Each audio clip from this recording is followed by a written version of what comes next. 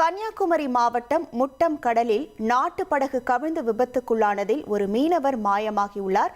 விவரங்களோடு இணைகிறார் நமது செய்தியாளர் ராஜேந்திர பிரசாத். வணக்கம் ராஜேந்திர பிரசாத். தற்போது இந்த மீனவரை தேடும் பணிகள் எந்த அளவில் நடைபெற்று வருகிறது? விவரங்கள்.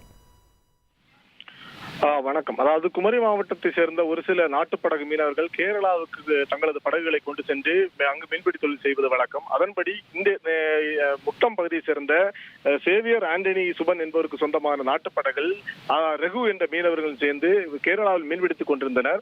தற்போது அந்த கேரளாவை மீன்பிடி தொழிலை நிறுத்திக் கொண்டு கடல் மார்க்கமாக நேற்றைய தினம் முட்டம் பகுதிக்கு திரும்பி வந்து கொண்டிருந்த போது தமிழக கேரள எல்லை பகுதியான நீரோடி காலனி பகுதிக்கு வரும்போது கடல் அலையின் சீற்றம் காரணமாக இவர்களது படகு அலையில் சிக்கி அதாவது அலை தடுப்பு சுவரில் மோதி விபத்துக்குள்ளானது. இந்த விபத்தின் போது படகில் இருந்த இருவரும் கடலில் தூக்கி வீசப்பட்டதோடு படகானது முழுவதுமாக சேதமடைந்தது. இதற்கிடையே இந்த விபத்தில் சிக்கிய ரகு என்ற மீனவர் மட்டும் நீந்தி கரை ஒதுங்கி மருத்துவமனை அனுமதிக்கப்பட்டிருக்கும் நிலையில் படகின் உரிமையாளரான சேவியர் ஆண்டனி சுபனை தற்போது வரை மீட்க முடியவில்லை.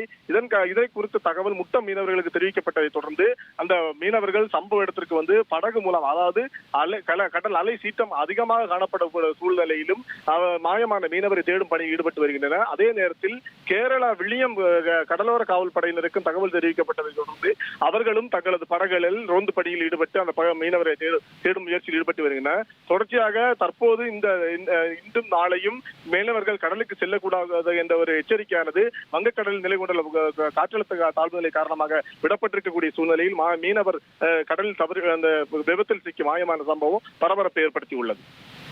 உங்கள் விவரங்களுக்கு நன்றி ராஜேந்திர பிரசாத்.